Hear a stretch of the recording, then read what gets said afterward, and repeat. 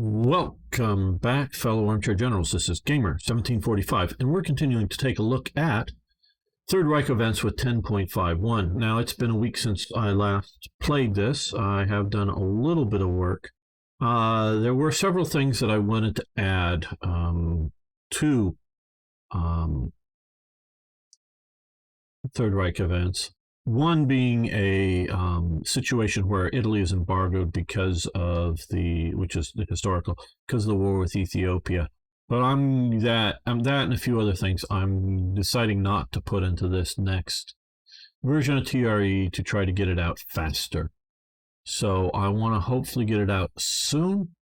I know that's trademark time, which means I'm not telling you because I thought it would have been out a long time ago, but I just, between various things in life, have kept me away from finishing the update. So we're going to continue to play test here and see how it is. So now a big battle fleet.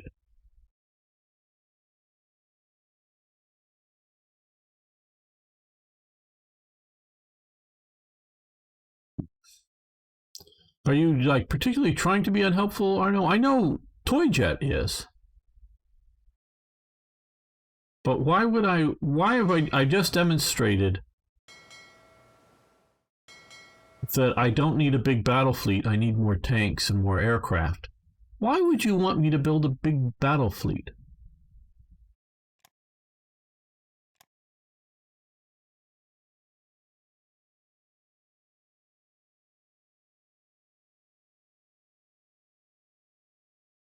What good is a big battle fleet?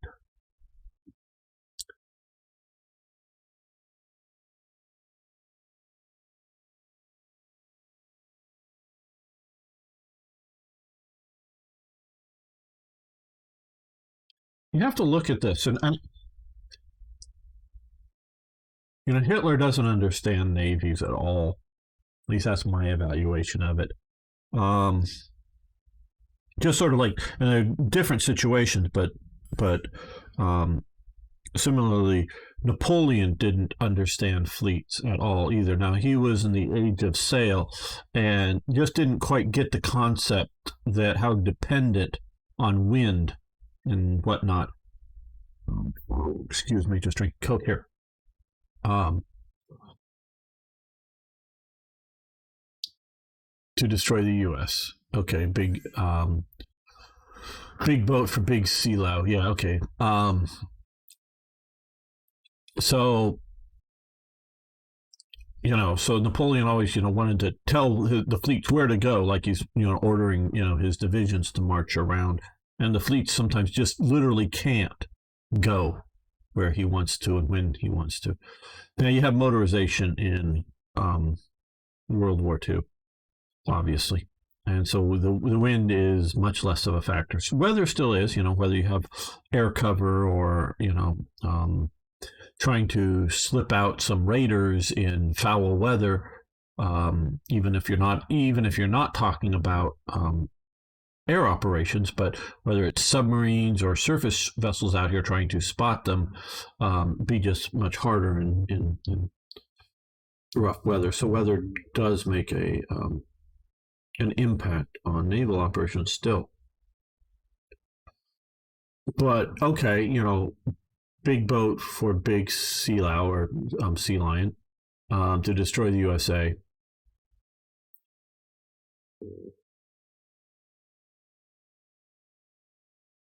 Well, okay. I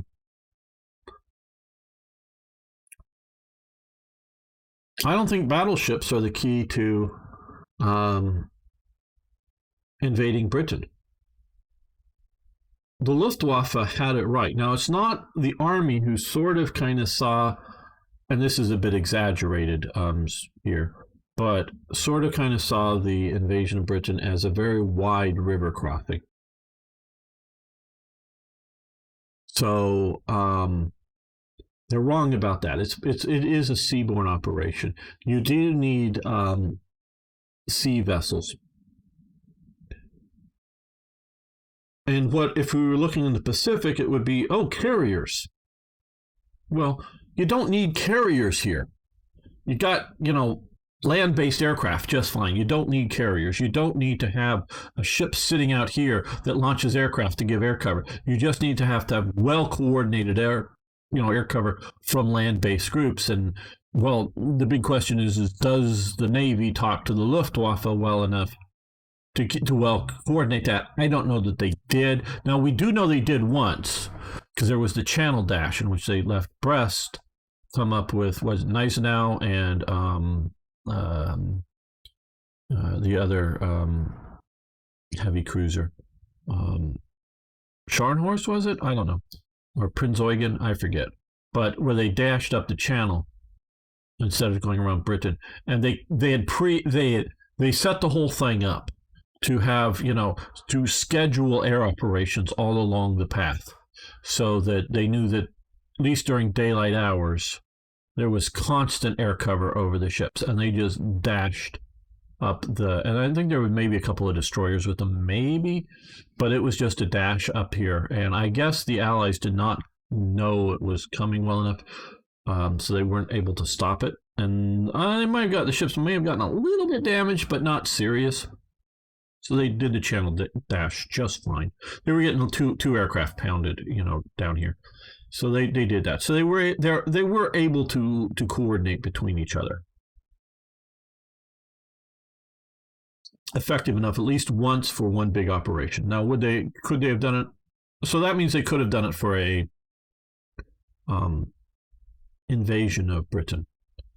So stabilize Finland, keep the oil. Yeah, if you're talking about the Barbarossa campaign, technologists.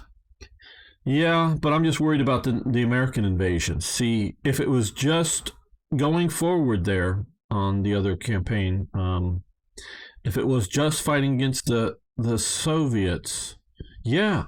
But I'm just waiting for the, I think it's September. We were in July. I think it's September, torch landings in North Africa that they were going to put in huge divisions that I wouldn't be able to dislodge, and they would start taking North Africa from me, and then taking, so I just didn't see the ability to do so. So I don't think you need battleships to get Britain, either historically or in this game. Now, in this game, I know you don't need battleships or even carriers to take out America. You need to do an island hopping campaign. Now, whether it would be realistic in real life is another question, which maybe no. But is to come up and take out Iceland, take out Greenland, land, here in Newfoundland and up to here, because this will be not very well protected. And you can get in, and normally I can move in there. And I normally also, when I take out America in the game, obviously I didn't in this last. This episode is being made just after not taking out Soviet Union, and I wasn't playing the most serious, but that was the first time I failed to take out the Soviet Union ever so long. I normally also come in, take out some Africa places, get some of these islands out here, St. Helena and Ascension, and then land either in Brazil or maybe come down here and land in Argentina and push a pincer movement on America. So you don't need big ships in the game. It's different than real life, but in the game to take out America. Typically Bermuda, yep. You got Bermuda out here, and the Bahamas. Yes, absolutely. Those are kind of places I normally do, stepping stones. Even if Brazil's sort of neutral, get close enough to take out some of these Dutch and French and English territories. Take out a few of these islands. Just keep island hopping with a lot of air power and light naval vessels. And in real life, we see the battleship in World War II. I know we're just kind of to this, but other thing. Battleship in World War II still had a very significant place. but it is a secondary place. It is for shore bombardment. It is for escorting carriers. Because it has, there were a few incidences. There was one case where the Americans were running away from the Japanese surface fleet, that they had a bunch of their, escort carriers, so they're fairly slow, and some other cruisers. And they were firing everything they could at that Japanese heavy force and constantly taking off and landing, rearming the aircraft on the carriers, and finally were able to sort of more or less bluff their way, get the Japanese to turn around, not continue to pursue. And another time, Halsey was sort of disobeyed commands, and he was supposed to be protecting a beach, and leaves it open. I think it was maybe even during this campaign, and tries to chase down a different Japanese surface fleet to have the big surface fleet engagement that he wanted to, but the Japanese were fleeing and he was out of position and whatnot. So yeah, it's plain, and so out here, realistically, you probably need carriers, but you only need to build those after the Soviet Union is defeated, I would say. Didn't the English take Iceland? Yes. They took it after the surrender, because it happened in a matter of days, surrender of Denmark. They took Iceland over, basically invaded it, and then turned it over to America at some point. America administered it. Okay, yes, we'll give you metal. We'll give you metal.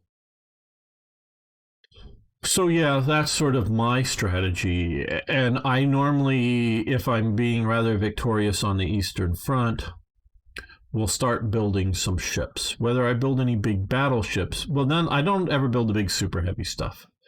But maybe some light carrier type things. Okay, welded plate. Construction, is that here? Yes. 38, too far in advance. We're going to continue. Let's look down here. It's been a week since I played this. Okay, we could do motorized HQs, but let's do that.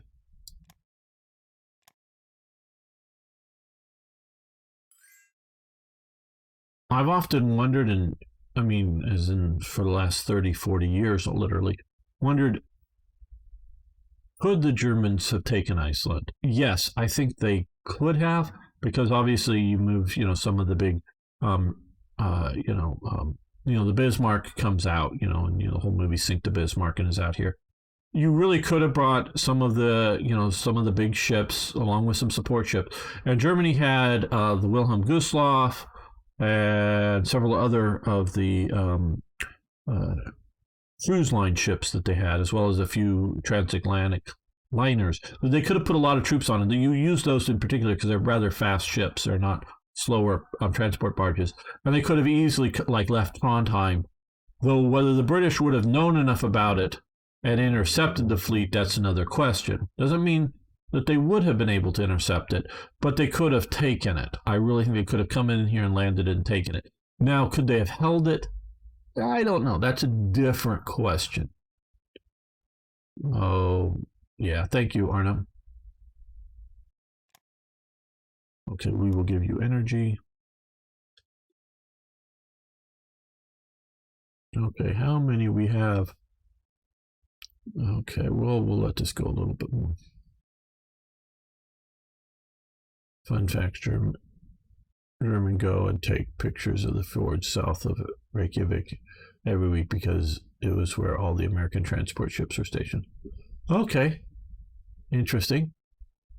There was also a lot of float planes up here in Reykjavik area, and a major storm hits, and basically it doesn't destroy all of them, but knocks them all out of immediate action, and you need to do a lot of repair because they were the PBYs, but they weren't the amphibious ones. They were the pure float planes, and they had a major float plane base up here.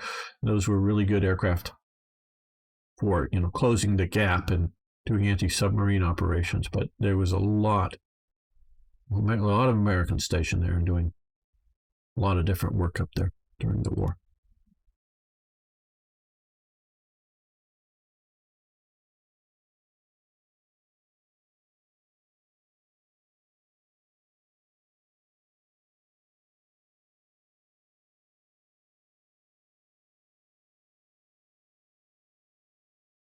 You're not really that concerned. Okay, we're down a lot in oil, but I think it's just the up and down. Let's make a save just to make sure everything's safe. Sometimes one of your saves will get corrupted.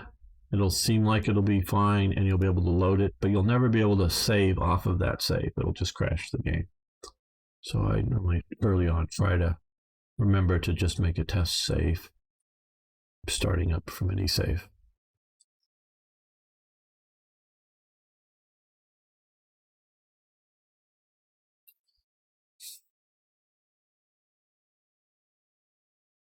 Okay, mentioning TRE in the last campaign and those guys holding on the swamp.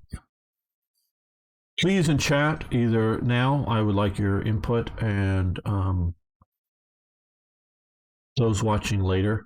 Do you think the defensive capabilities in the swamp are too great? Now, you can tell maybe by my question.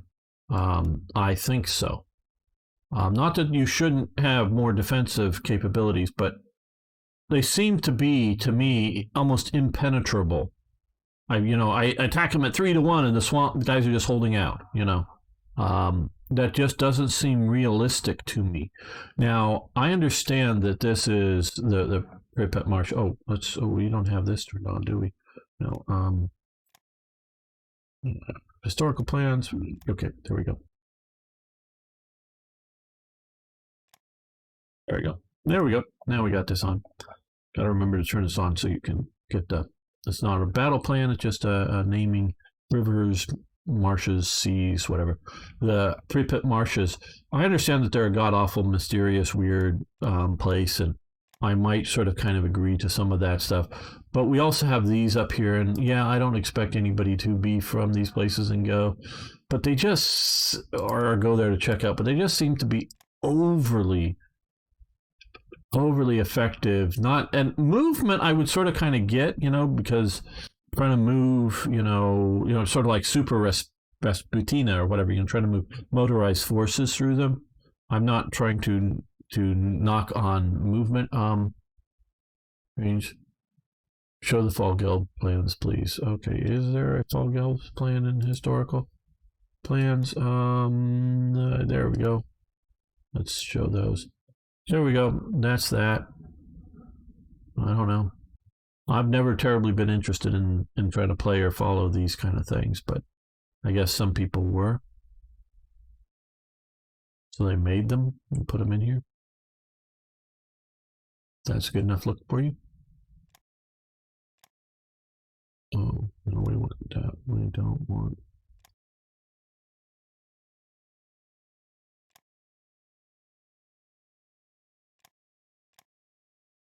Market plans. Oh.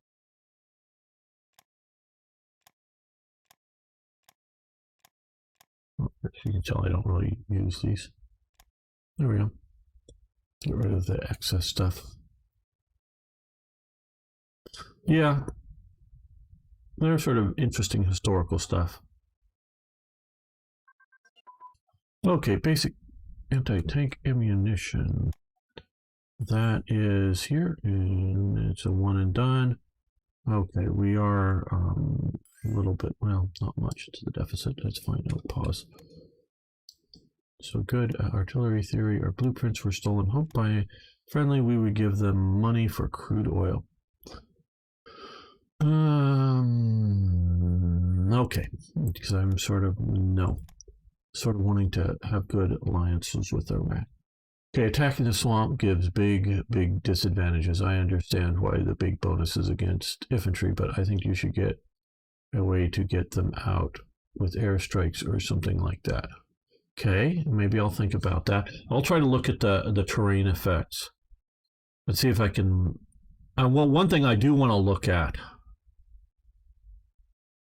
is, and I'll tell you right now, and I think I mentioned this before. I don't know if everyone watching I know not everybody watches everything. So I think like the fortress defenses in standard Hearts of Iron 3 are, the fact, I think are like a 0.8 or 0.9 or something like that.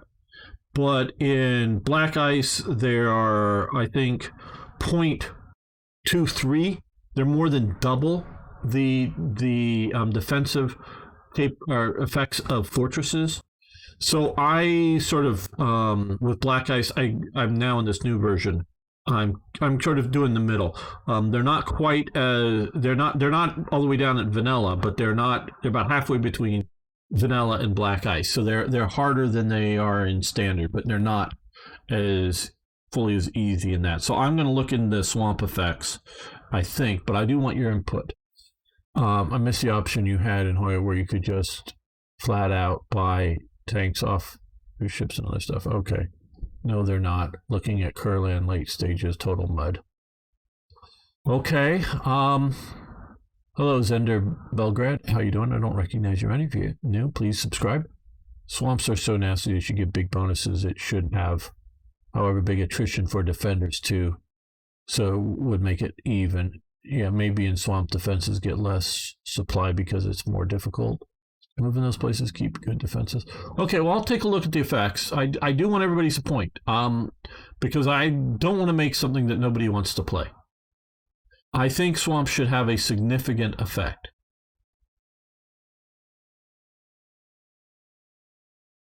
It's just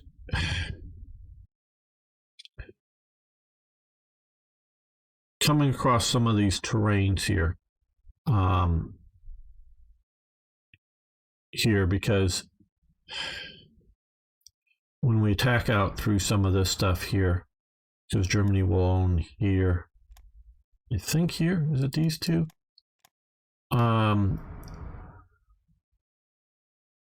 This has just become impassable. And I don't remember it being that way at like 8 point something or other Black Ice. So I'm going to look at it. I can look at the files, see if it's changed and how it's changed. I want to make swamps not just be like plains and you just drive across them and easily slaughter. That isn't the point. The point is just, are they overdoing it? Because if you watched all of my Barbarossa campaign, you saw how I never was able to crush these guys. And from, it was after, it was in June sometime they get surrounded. But I think somebody noted it was like 3 weeks into it, and they were still in supply. These large, several corps worth of units. Okay, silver medal. Olympics used to have medals for other things than sports. Arno Becker, different Arno than's in chat, wins silver medal for sculpting. And these are the two particular entries. Outside of the main stadium, we're up.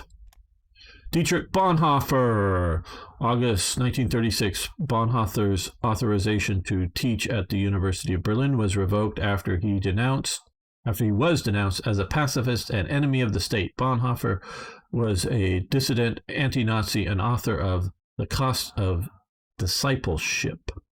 That's his book. That's sort of a modern flag, best sort of anti-Nazi, the sort of period-looking flag, and that's a picture of Dietrich Bonhoeffer. He later goes into work for the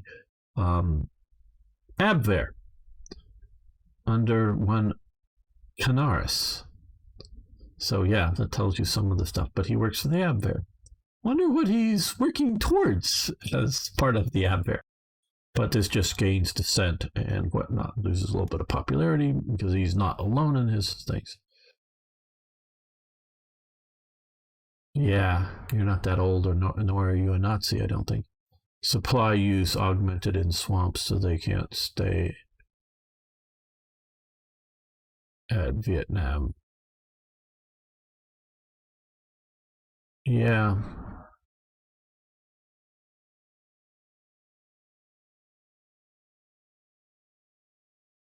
So I'm going to look at that. Trust me, I'm not going to make it super easy, but I do either those live or not. Please put because I'm going to look at some of the other see if I can maybe make them easier vulnerable to air attack. That might be a good way to do it. So, because I do know that, at least I believe, air attack changes, if you're attacking a city or you're attacking planes or you're attacking mountains, maybe we can make it easy to disrupt them with air attacks. Because swamps, it depends on where you are, because you come into, down in Florida and Louisiana, these swamps have lots of trees in them. But these trees here can live in salt water. There's, so there's actually sort of forests in the swamps. I don't know about these, but I don't think the swamps down here are foresty. Lots of tall trees or bushes to hide in, like hide trucks and tanks and big supply depots and things like that. Not talking about infantry units, but your supply elements. Okay, the STG, the Schiffbau Technisches Gesellschaft, the Maritime Society for Maritime Technology. Do we want to do research for this year? Yes, we'll get a little bit of there. Henlein and Hitler. Okay, now this is where you get the choice. The earlier event is informational on this. This is where you get the choice. Sudeten Deutsches Partei. Party leader. I know it's sort of party leader, but yeah.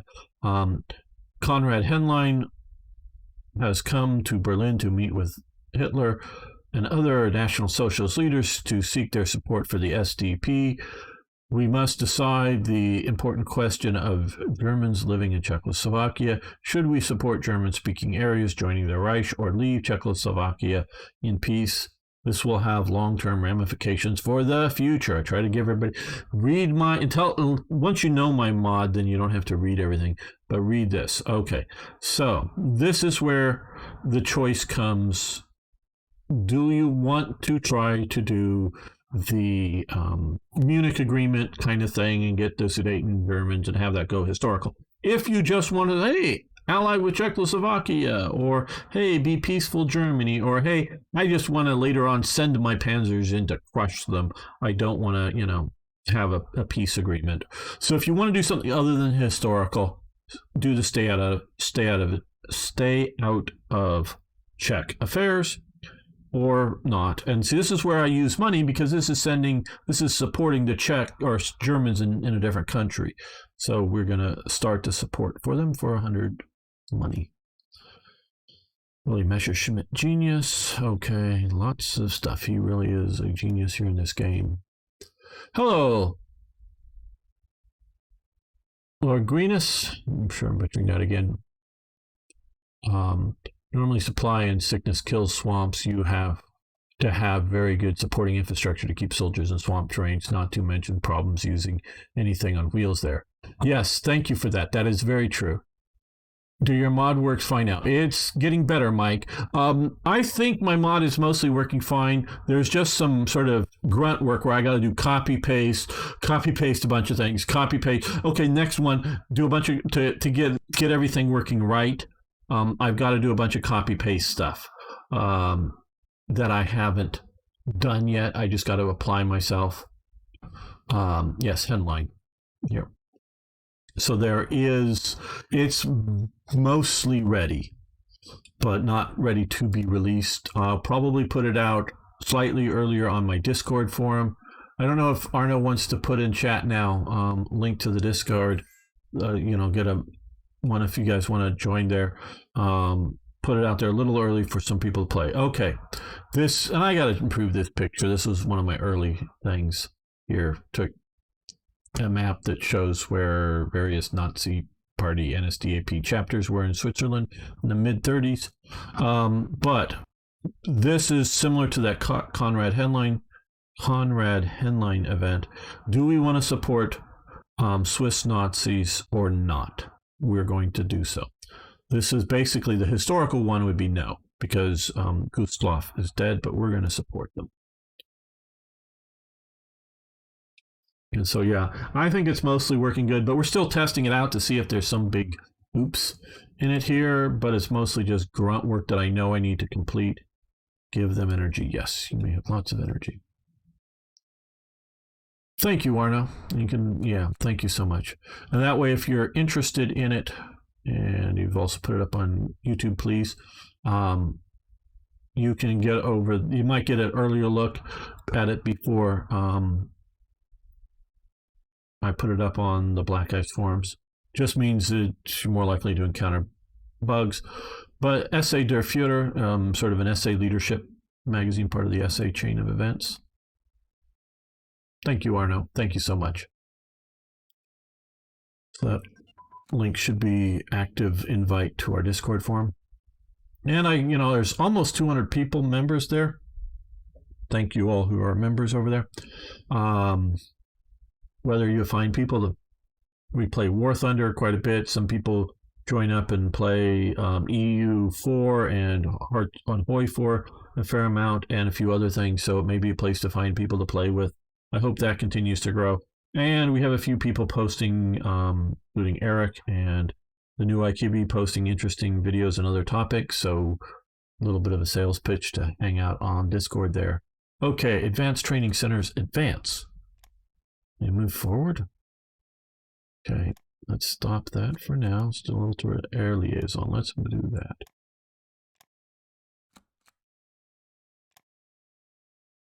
Keep that going. We're overproducing supplies because we want a big reserve of them. We just got a bunch more of the factories online, which will help us out. Okay, we're now into the territory here, and because of my last playthrough, and my last playthrough was definitely an experimental one, shall we say, to just see how things are changing, and they do change with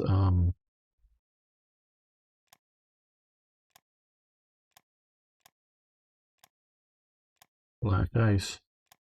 What I'm mostly doing is putting more ICs out here in the east where it is, and I want to build simultaneously, so I'm looking for provinces that don't have current IC built in them, just to sort of get them away from Western bombing.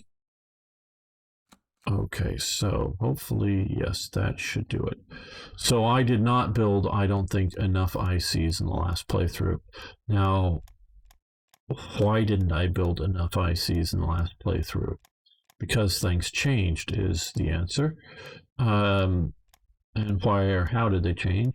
They changed, instead of being able to click and take one of these events for like the air squadron and then just move the aircraft down to the bottom priorities, and then eventually get them to the top, they now take out IC. So I'm trying to, percentage here. So I'm waiting a little bit longer, then I'm going to activate one more. Got to activate all these before the end of the year. They sort of go bad. So, but I activated too many and they just cut into production. Okay, well, yes, you can have Spain national, or Spain, you can have fuel. Again, I need to learn to talk, since that's my job here. Okay, so Advanced Training Center. I know this is reducing thing. I think it does help overall. Great War analysis. We're analyzing the Great War. We lost. Why did we lose? Why did we lose? Why did we lose? What are we going to learn from it? Okay, yes, we're going to let that go.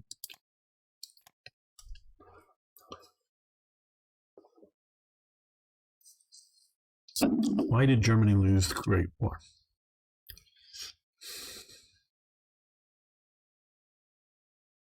Because they were unable to do rapid knockout blows in the beginning of the war, and once it became an attritional war, then Germany against the rest of the world, even without, you see, you had the German Empire, here.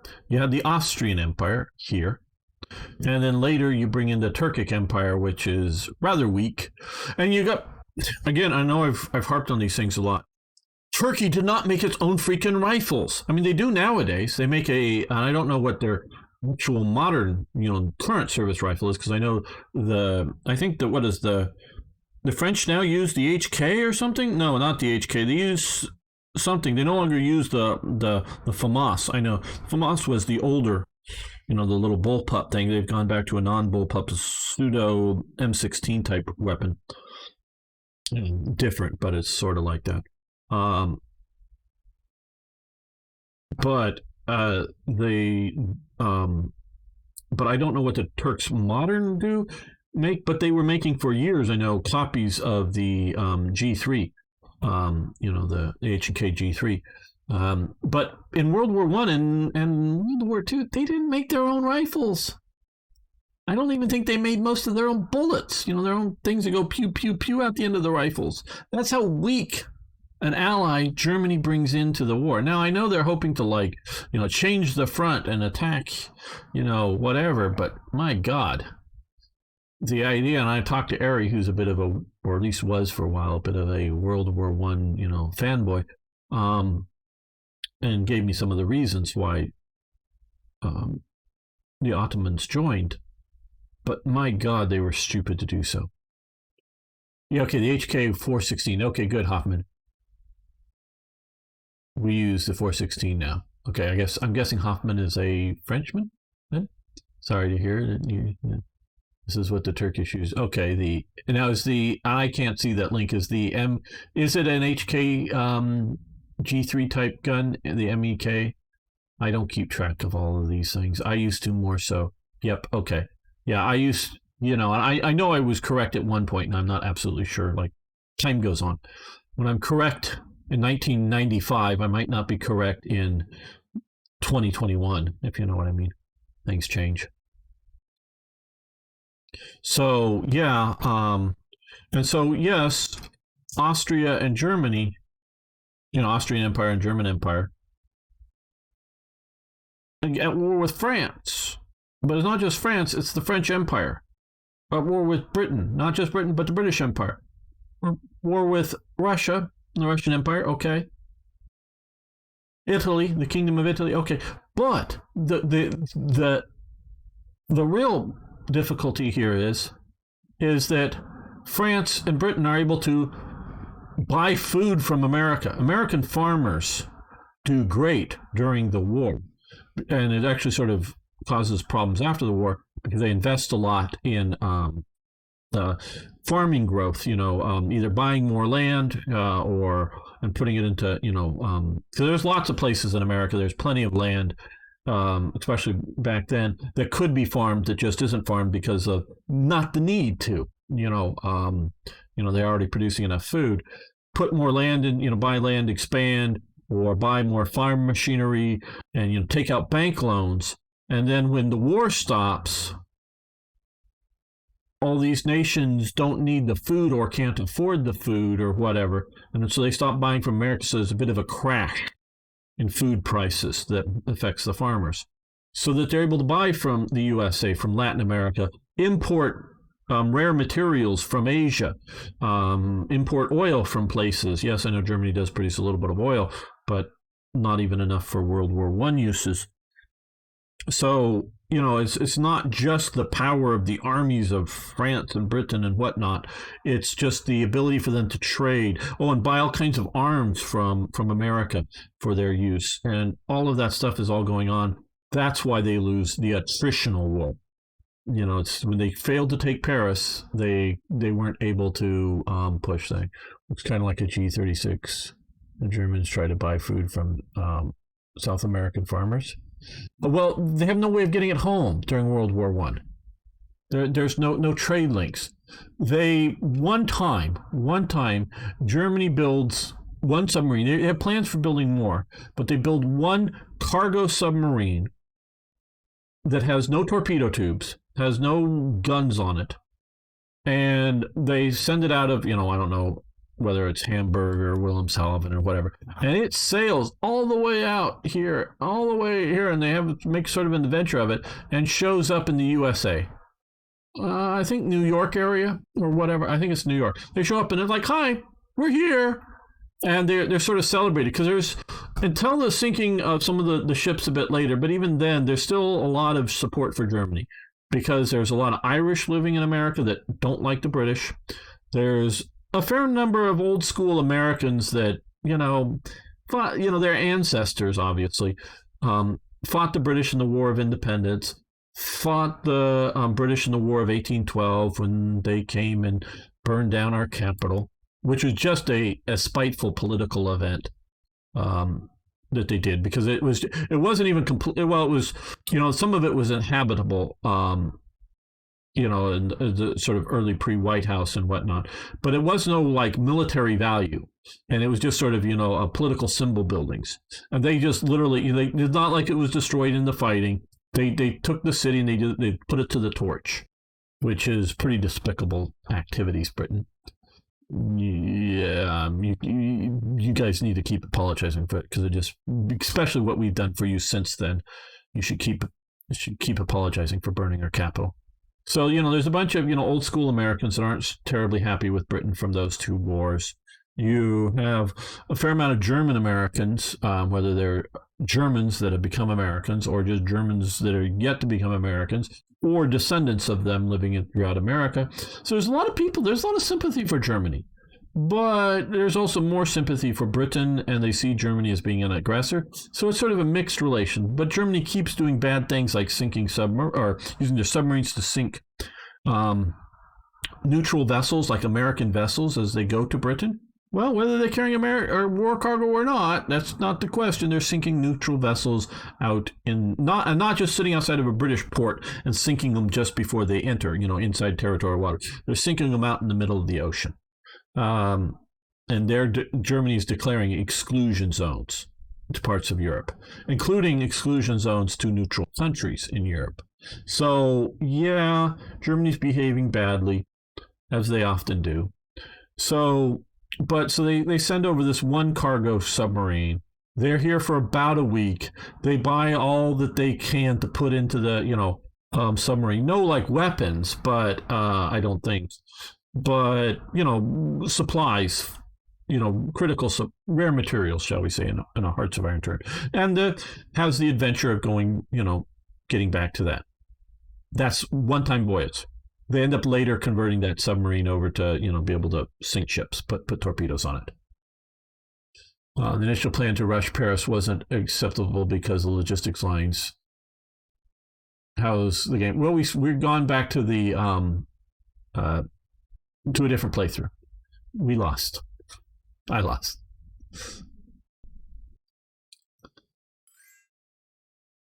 So we're gonna have to find something else. We give them money for fuel. No, thank you. Yep. We lost Barbarossa. Whether we would have lost long term is another question, but we lost that Barbarossa invasion. Okay, no. Italy grabbed up Abyssinia. Egypt, we would give them money. No, we're not buying fuel. We have plenty of fuel right now being produced. We're not buying fuel. We might buy oil. Yeah. I didn't produce enough ICs. There were other problems. Okay. We're going to do that. But I think, okay, we're still three-year track. Okay, yes. No, yes. Don't know, propose, I don't know what that's doing here. Let's do this. How big of a hit to our economy? 10%. Okay, so we're just going to do this one for now. And that is until December. Okay, so that's until basically the end of the period that I have. We're to keep expanding. No. Oh, we don't want fuel from you. Sorry.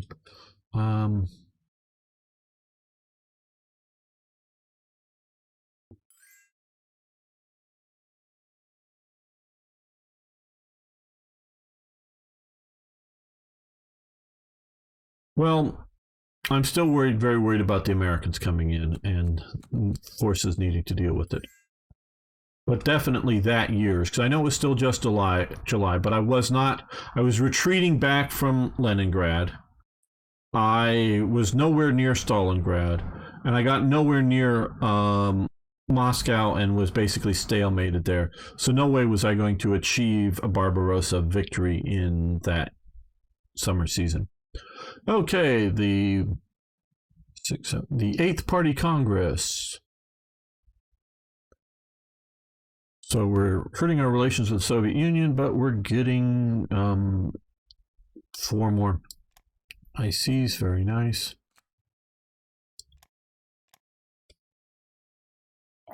Okay, that took a big hit out, that 10%. Okay, money, no. No, no.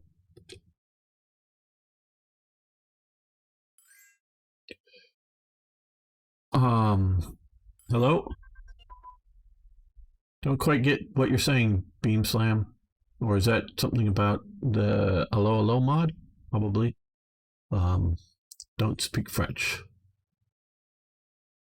Okay, hydrophones have advanced.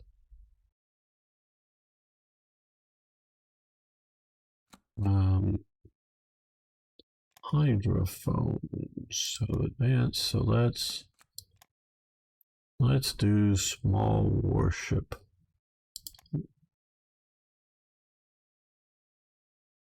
Oh, how am I? Oh, I'm doing very well, Beam Slam. How are you doing today?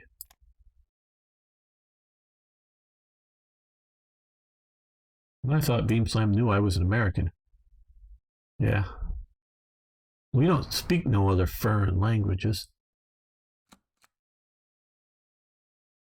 We speak American. You speak American?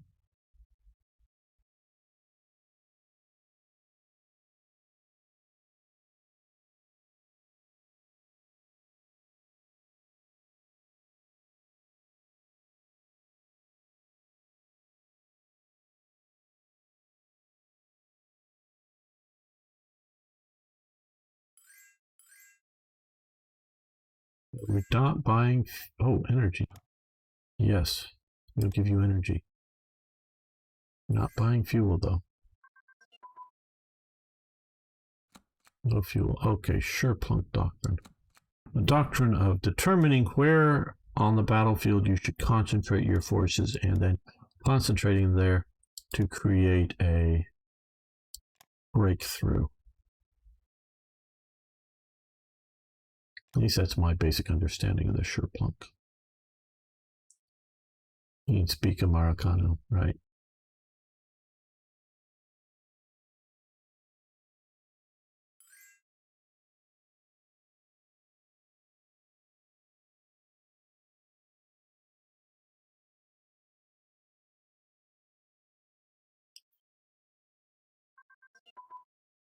Transport ship hulls.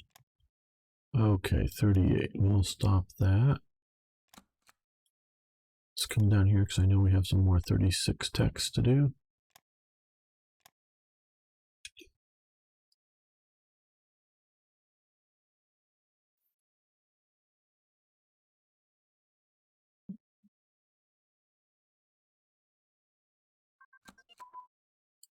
Okay. On 16th of September 1936, Romanian politician, basically George, there's strange spellings of George Britainu, met with the German Führer Adolf Hitler in Berlin. Should we make the offer that Germany will supply Romania with weapons and will guarantee its borders in exchange, they will strengthen our commercial ties and will not allow the Soviet army to enter their territory. So this was definitely a push by, you can see the quality. That's the best photo I could get of the guy at the time. There's lots of photos of Hitler around. There's probably lots of photos of George here, but just not available online.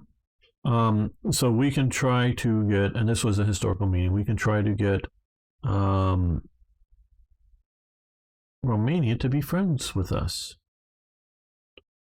Or we can have other plans if we don't want to have them friends with us.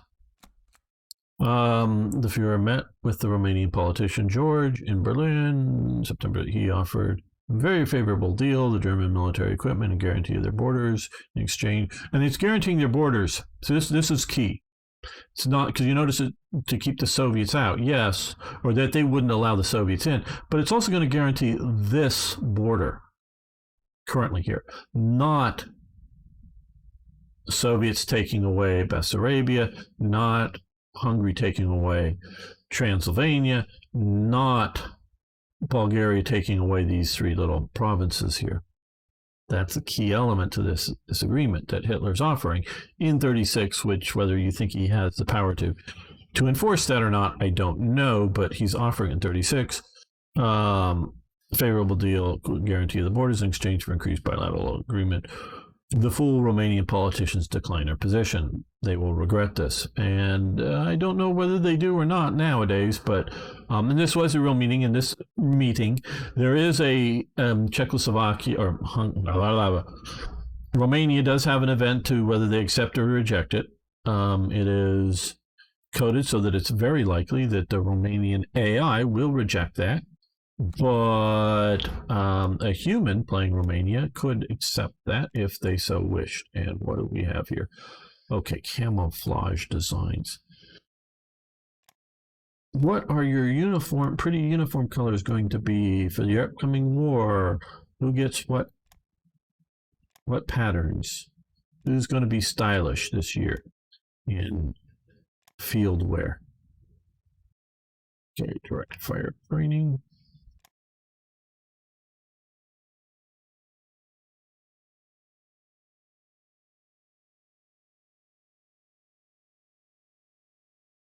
Not for the masses beam slam. As I was saying before you got here, I think I've got it working correctly, but there's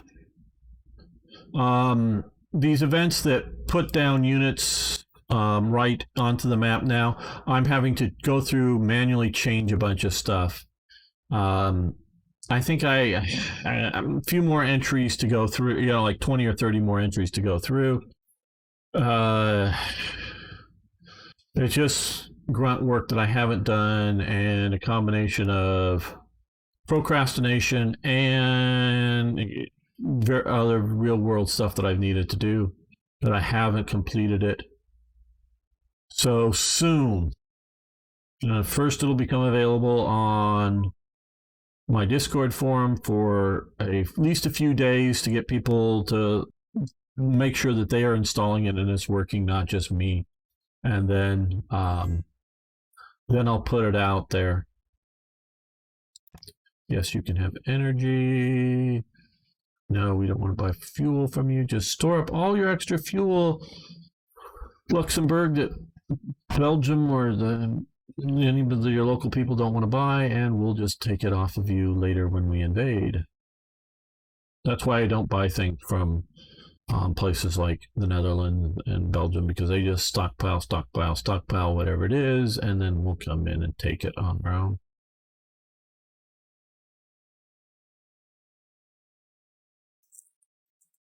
So I try to do like that whole Romanian thing, put it in there. Partially it's for flavor, because if this game is intended to be played from the German perspective, and I'm presuming mostly it's going to be AI and the other thing, so it's coded so that it's highly likely that the Romanians will say no to this. But I'm sort of building the historical case of what was happening and why it was happening in World War II. But there are some events more likely than others for a possible, a plausible realist, plausible alternative history, if you will.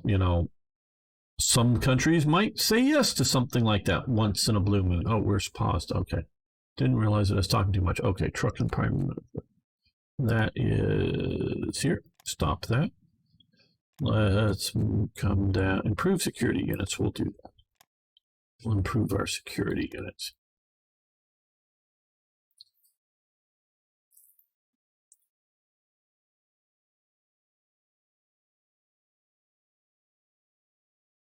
I'm not saying it'll be done next week, but I'm definitely going to try to do a bunch more work on it next week. I'm not going to give time scales of when it'll be done, but this is obviously some of the work needing to be doing just to seeing how these things go together. Okay, Addis Ababa massacre.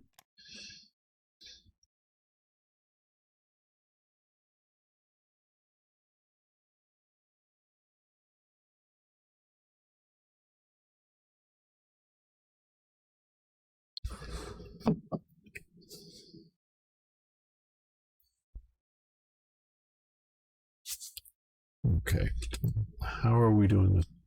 Okay, so Many ICs under production here. Good. Upgrades, I don't know. Yeah, let's get the upgrades done. Yes, you can have metal Bulgaria. Don't know why you want so little, but sure, you can have metal.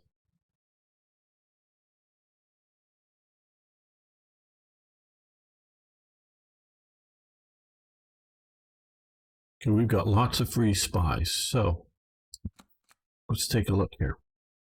Our own spy priority is pretty high. We're supporting our ruling party, doing counter-espionage and raise national unity. We are tech spying on Japan, Britain, as we see there, and I think that is it. Oh, and the USA for now. Who else should we spy on? Who else? Afghanistan?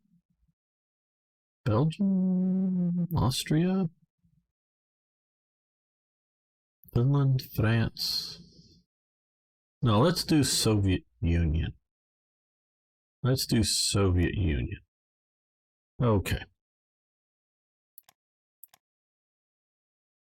Let's put in some spies. We're going to... Let's do some covert ops. Let's do some covert ops. See what we can do here. Get the... Okay, oh, we also... More stuff. Spy on you? No, not right.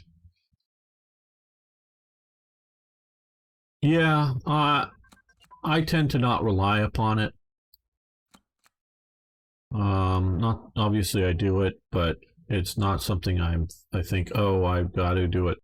I don't want to rely upon it to win or lose the game. But we'll do the old Brandenburg type option. I know of two paramilitary or military type spying or groups. One that worked at one time or another against the Soviet Union and other nations. You have the Brandenburgers. They were formed, at least, I don't know if entirely by von Hippel, but von Hippel is one of the main founders of the Brandenburgers, and for covert military operations. And the other covert military operation is Roland? No, Rohan or something like that. One of the squadrons that he comes out or sets up a German reconnaissance squadron that uses bombers, but with no bombs in them, little or no machine guns in them. They're trying to lighten the aircraft up entirely as much as they can to get it as fast as they can. And they go through all of the aircraft and get rid of as many of the markings, if not all of the markings, that identify ownership of the aircraft. Definitely things like, painted on, swastikas on the sides are all removed. But even they go in, I understand, to try to remove, made in Germany type things, not all the German labels on stuff, but, on the parts inside the aircraft, so that if they're shot down or over enemy territory, they were designed to operate over neutral countries to do aerial photographic, intelligence, fly over to see, where the enemy factories are and how easy they're to see from the air, where the enemy units are, or potential enemy units, because they're doing against neutral countries. So they had a squadron set up of bombers specially set up for that aerial reconnaissance. Those are the two basic units that I know of. Then you have Skorzny's group, but they're much later set up and formed. Okay, advanced education. Yes. Advances. More leadership. Yeah, are there any 37 technologies that I want to do now? Because I know we've already got the 36s done here. Okay, we'll do here's a tons of modern ships repair. Okay, I'm not sure if this helps anything, but casting, electro welding. I don't know if this affects anything but ships, but we'll do that right now.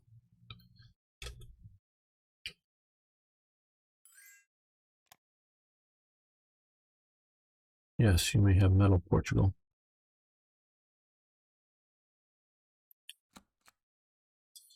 Okay, the Carpathian Deutsches Party, the KDP, which is really just sort of a subgroup of the SDP, as it says here, but yeah.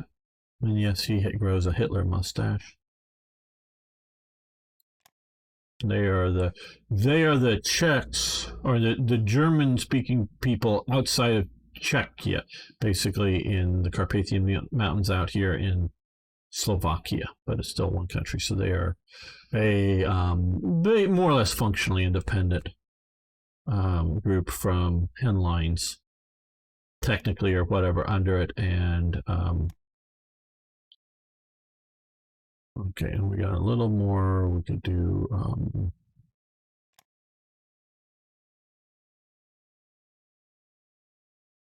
Well, let's start on this. Support them in the national parliament. We give them metal for money. Yes, poor thing. Now we're selling stuff to both sides of the Spanish Civil War, which did happen, actually. Germany sold weapons and munitions to both sides. And it was the same guy selling them to both sides. Okay, well, here we go. This is something new for me. Okay, zinc mines. Okay, so what we're going to do here is, and we've talked about some of this stuff, and I may convert it away from money. Did tie it? They talked about tying to. I think the suggestion was we'll combine, maybe keep some money costs for expanding this, but go to ICs and maybe have a manpower hit. One time. Lose 30, 50 manpower or something. Hey, David, how you doing?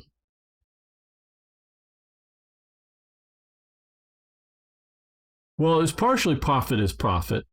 It was a friend of Goering's that was actually running at least some of the ships. He bought 3 ships, 3 foreign flagged ships, meaning don't know where they were made. They weren't made in, like one was an American ship and one Dutch or something, I forget. But he buys 3 ships to bring arms into Franco's, arms and munitions. So they're like making tens of millions of, rifle and machine gun rounds for Franco's, in single orders, bringing in. So he has 3 ships doing this stuff into Franco's.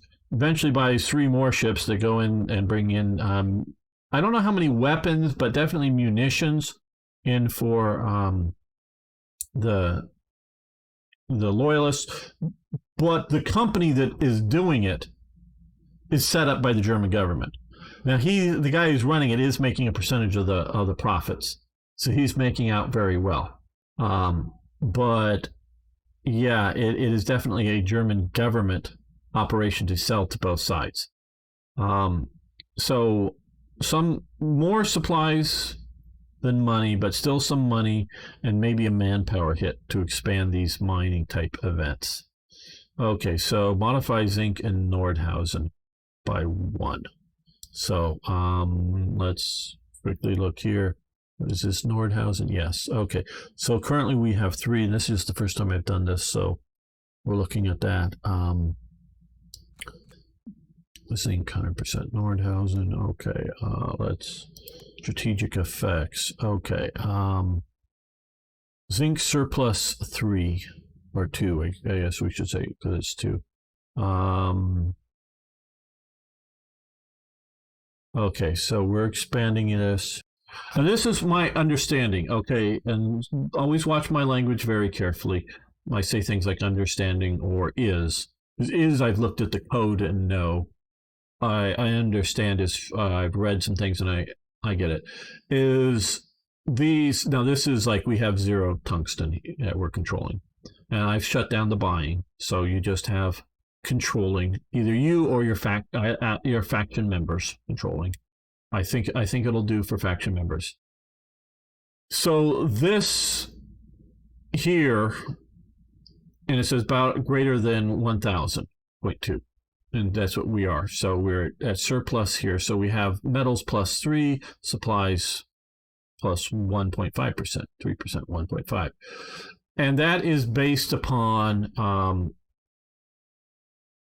the amount of ICs you have that affect this.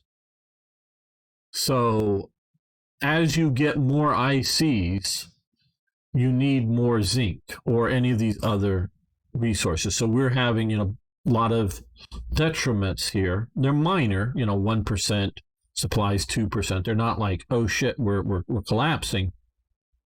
And so I agree with the concept of this. This Germany was able to get around some, like, its copper shortage. Germany has copper reserves, meaning digging out of it, but nowhere near the needed levels for the war. So they should have this, but it shouldn't be crippling. There was ways around it, but we can see this. So we're going to go with this. So we're expanding our mines. Now we haven't expanded much, although we already had more.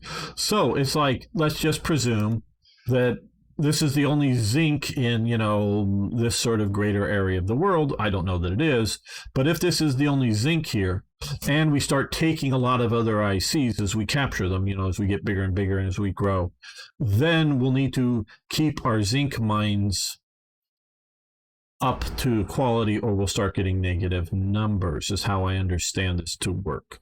Now, there very well may be zinc out here. Okay, just wherever it might be, I don't know right offhand, that we could capture to balance that out. So that is how it's working.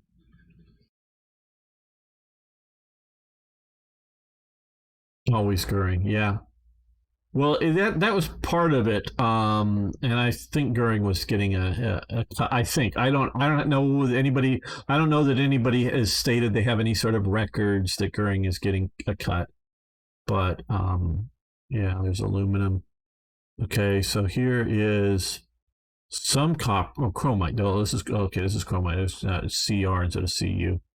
Aluminum here, so we get some aluminum here. We get some aluminum resources here. Well, that's Italy, but once Italy's in our faction, we've got uranium here.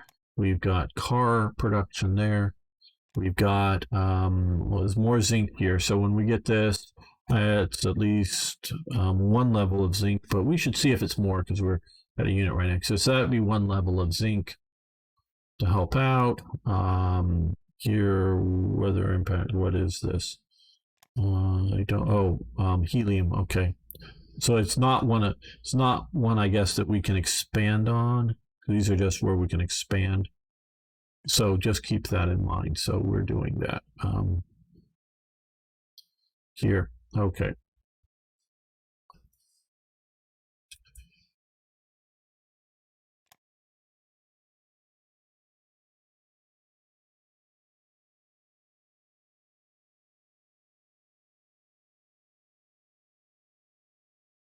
Yeah, Goering was corrupt. Goering was corrupt in so many ways. Because at one point, I forget who, but one of the rather high-ranking, somebody like Udet, or I don't know, one of the high-ranking Luftwaffe generals, it was suspected, the SS thought that he had some Jewish ancestry, like maybe even being half Jewish. And Goering steps in and says, the Luftwaffe determines who's a Jew and who's not within its ranks. We will no longer receive 13 money for 30 supplies from Japan. Okay. Yeah, but we will get a little bit of, we give them money for rares. Okay. Well, okay. Yeah, we want to improve friendship with Finland. So yes. Now we can stockpile that up and it's not fuel. Okay. So we're doing pretty well here. So, if you truly buy all that racial nonsense, and I want to say that I think it's racial nonsense, he's even corrupt in that sense because it wasn't for money. They weren't paying him off to keep him out of, whether keep him out of, a camp where you concentrate in, or just get him fired from the Luftwaffe or whatever. It wasn't for money. It was for either personal power or it was for institutional power for his Luftwaffe. He's just corrupt. If you believed in that nonsense. So maybe Goering doesn't really believe in that nonsense. He just, in it for the power and the glory of Germany. And since the other nuts running the insane asylum believe all that stuff, he goes along with it. But he's also starting in the very early days when it's very clear that the Nazis aren't like about ready to get into, power. So he gets in with them very early on. So I think he believes it.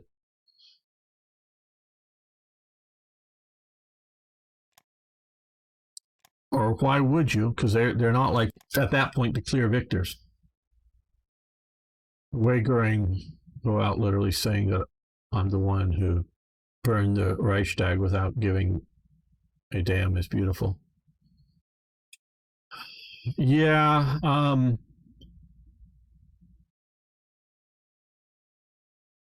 I do understand. I do believe it was the Nazis who burned the Reichstag.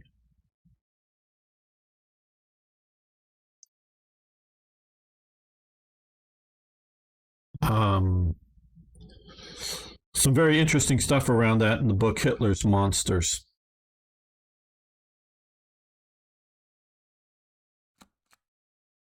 Okay, somebody stole our blueprints. Let's just check. We do have counter-espionage, not the highest, but pretty good. We've caught 14 spies, so that's good.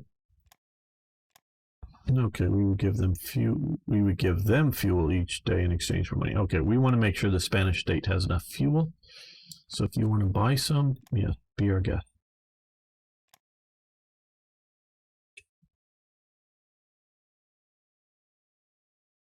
So yeah. Okay, so now we have,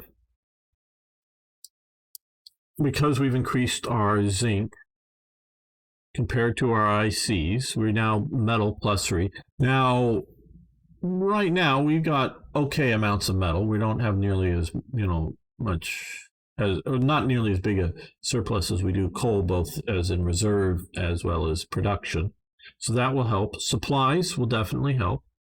So this is a reason to do this, to keep this going, and not just minimum out on it. Okay, so diplomatic report, checks are setting up things to do it. Okay, the 4-year plan. That's so you can see the book in there. That's actually a period book cover about the 4-year plan. And I sort of zoomed in on it, copied and pasted up to that. I thought that was rather cool. Graphical image. With TRE, I really try to make it things that you would have seen, the images you would have seen back then. So right now we are facing, we have TRE start. You can see it, the fourth one from the bottom, -10% ICs. Again, TRE may, and I think it does, I haven't done all of the math on it, but I do think it does give bonuses to Germany, but it's not specifically designed to give bonuses to Germany. There are a lot of costs involved with things.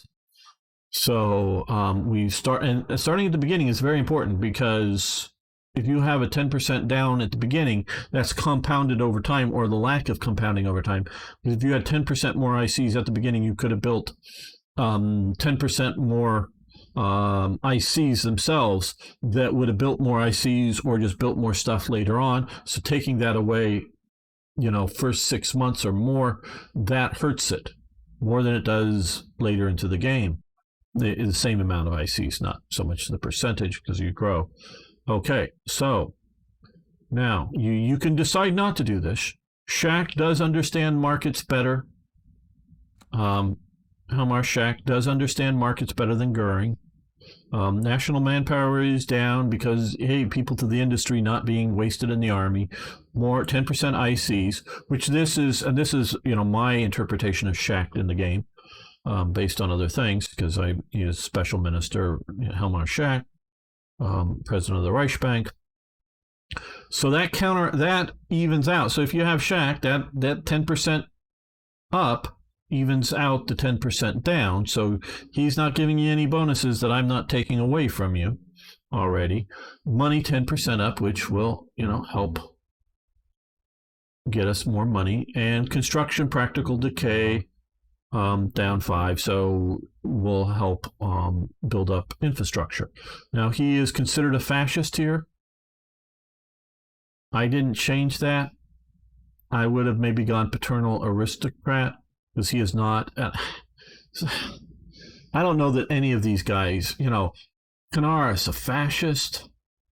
No. I don't. Because a fascist is a type of socialist. So is National Socialist. There are two different types of socialists. They are socialists. Canaris is definitely an anti-Nazi at some level. He was a traditionalist. I would not have him as socialist, and I know I changed that. I don't know. I wouldn't put him as a fascist either. Konstantin von Roth. Probably a paternal or autocrat. These guys sort of kind of like, some democratic representation, I think, in government, but they're not like, hey, democracy is the way to do everything. No, it's more like, hey, we need voting to understand what the people think or want or need, but then the aristocrats, whether they're, born gentlemen or just like we have in America, we have a lot of aristocrats. They're in both political parties, but they're from the sort of people that go to, our elite schools, and they're from the elite backgrounds, and they know the right people. They are sort of the, the political class in America. And I'm not trying to like slam them all or anything like that. I'm just talking about the realities. We do have American aristocrats. They don't have titles. They're not necessarily from old families, because we can see like the decay of the Kennedys. They've completely decayed out. There is no like Kennedy's going to be the next term president. But for a while they were there, and they were one of the main aristocratic families in America. They sort of go up and down and flow and ebb and out and back and forth and whatnot. So it's not just because 200 years ago they were something, they still are something. It flows in America. And that's sort of what I'm talking about here is these guys, because Schacht, isn't a von something or other. He's not, an old term aristocrat, but sort of the, the paternal elites kind of thing. Yes, the Kennedys were up there. Back with old Joe Kennedy, making a lot of money out of the bootleg industry with his sons, losing some in World War II, other ones go on. And I think all the Kennedy, there's a Kennedy senator, but he's not related. He's from the South completely. Well, he may be related in the sense that they both go back to so I think the Kennedys are a Northern Irish family group, clan, whatever you want to call them. I think so. They may have the similar ancestry back in Ireland, but they're of no discernible close relationship, here in America. And, the one in the South speaks, I like the one in the South quite a lot. He speaks with a lot of homey sort of ways, and I think he has generally good policy positions. So there is still a Kennedy in the Senate, but it's a totally different family in that sense. It's definitely not a Massachusetts Kennedy. And the last guy who was, a cousin who's like this and had really trouble and is like, he's a true anti-vaxxer. And I mean, because I know they call people anti-vaxxers today, just people who want to give people choice to call them anti-vaxxers. He's like anti any vaccine kind of stuff going. He's one of these guys that have been around for a while, long before the current bug that's out there. Yeah, he's finally lost his position, and I don't think there's any other Kennedys in any significant thing, and he was one of the last one, sort of a cousin or something. I forget the exact relations to the main family. So yeah, the Kennedys are out. But so we have that. Maybe Prussian, a lot of her, there's like Ernst Röhm was anti-Prussian, but he wasn't anti-elitist because he was from sort of, I think, Bavaria area. So, it's the Bavarian monarchy, but he was very anti-Prussian because the German Empire's military, the German military, though there are subsections, at least at the start of World War I, like the Bavarian, army or whatnot. He really disliked the Prussian dominance of the German military officer class. So yeah, look down on the upcoming Nationalist Party. Yeah, so it's not just Prussians, but it's also the intellectual elites. And so I would put, paternal autocrat kind of thing in that sort of. So I would put a lot of these guys in that. They're not like social conservative, maybe. That's sort of like, I would say, the Republican Party in this game. Market liberal, and it's also sort of the Republican Party. Now, social democrat, that's starting into the because that's not this. See, where we're getting into the KDP, the sort of radical left, the communist, the Stalin, Leninist or Leninist, Stalinist.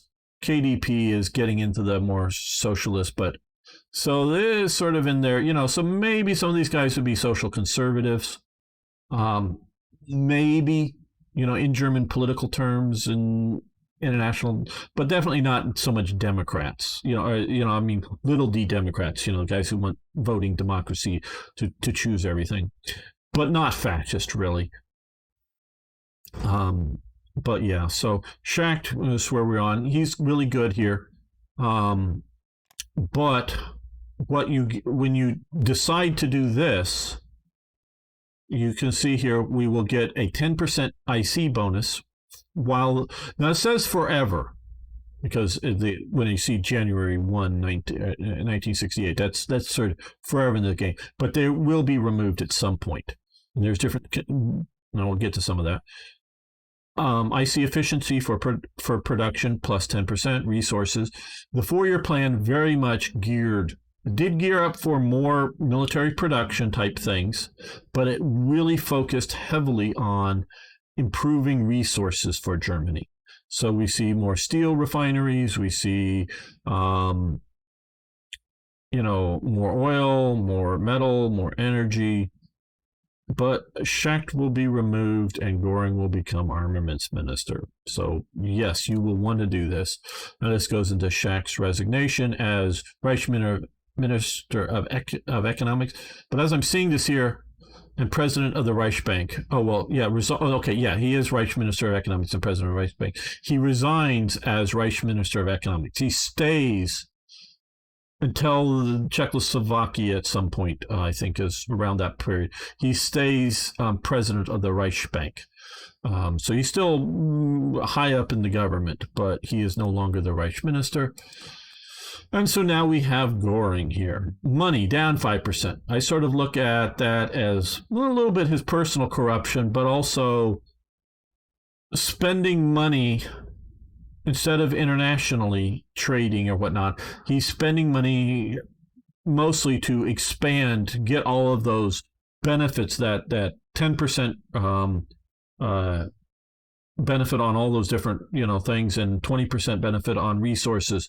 That's money's going into that more so than just his corruption. But that land organization down some because he's focusing on air organization up. Now you're also getting these over here. Remember, these are two different ministers. This is Hermann Göring, Reichswerk Hermann Göring, and Hermann Göring, Oberbefehlshaber der Luftwaffe. But notice here for the Luftwaffe, you already had 5% resources because he is still running Hermann Göring Werk at the same time, but it's sort of a side project if he's just in charge here. So you get that. Now you get here air organization up 10% because he partially, I look at this and also more air organization up here. I'm looking for these ministers, a combination of this guy, Göring, but also the organizations that he represents and their influence within society, in the military machine. So 5% more in resources. So now we're getting, because of Göring in these two spots, total 10% resources. And even, another, what is it? I think it's 5% under here or something here. Practical decay on light aircraft. So light aircraft won't decay much. But we're looking at that. So now if you do replace him, if he's not the armaments minister, you will lose your benefits here because you can see the second from the bottom, TRE 4-year plan, you will lose that 10% and then the other benefits that TRE gives you. So you do not want to remove him because he is there. You will also get other events that will add resources, that will add ICs, that will improve the economy as part of the 4-year plan. So you want to keep the 4-year plan going, even with the negative elements, such as money, withdrawing, or just not as good elements as others would have be. Okay, well, I think 99 is too much here. Let's shift it down to, well, let's go all the way down to 70 or so. I still want to make a lot more supplies and fuel than I'm doing for no, and we also have more research capabilities here. Let's get that going. So that, oh, we have even more research. Okay. Ooh, lots of research projects capable. Okay. Getting rid of that TRE start. Because so now notice we have 10% plus ICs, but we've also lost a 10% negative of ICs, though that was sort of balanced out with the shack thing. So yeah, it's between those, the losing of shack, removing of that, so it's an actual 10% bonus as opposed to just a 40 or 20% swing. So yeah, it's a pretty big swing.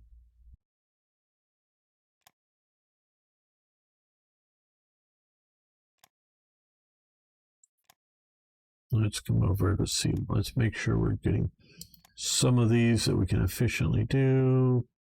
Don't really care about those.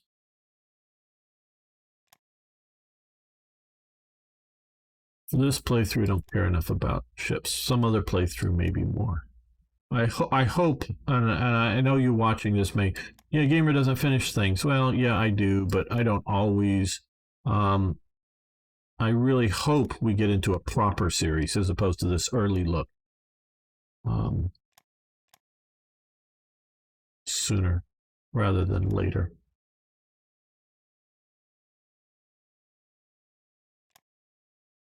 Okay, well, we get two more, or well, two more be either partially worked on. Okay, we'll do that.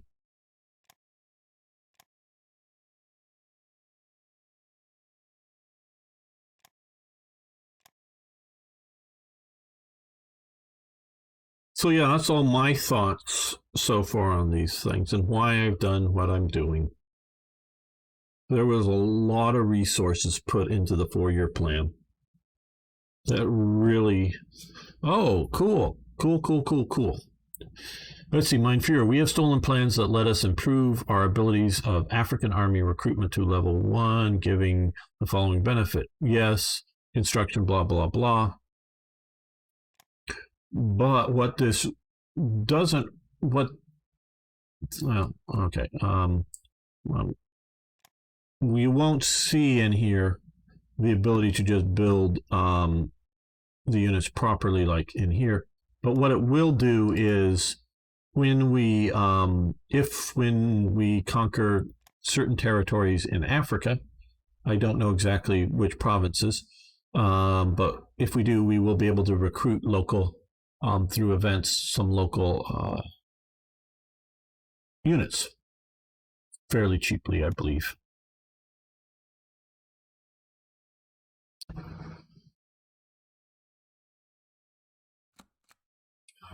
Rome-Berlin access. Okay, this is another point of decision for your game. If you want to have Italy as an ally, you want to go down the yes path.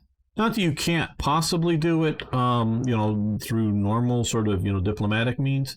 But if you don't, but the real thing is if you don't want Italy as an ally, you want to conquer it. So I had some people that early on in the mod, I put it out there. They were like, oh, I'm forced to have Italy. I want to do world conquest or whatever. Yeah, okay, fine. And you have to take this other path. So this is your choice. So we're going to go with Italy as an ally. And that just starts the process going. I like to do things in long event chains. Okay, well, now that we're up at 254, let's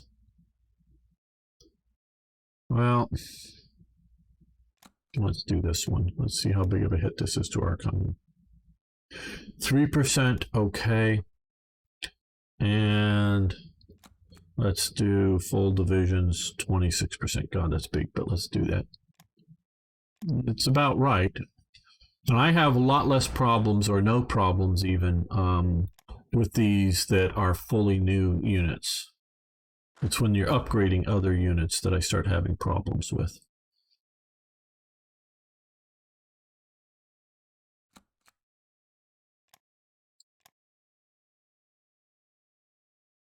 Right now, this has gone down because of that big hit, that 20+%. So I still want to produce more supplies. So we'll go down to 60. We'll go up to 60, I should say, up to 60.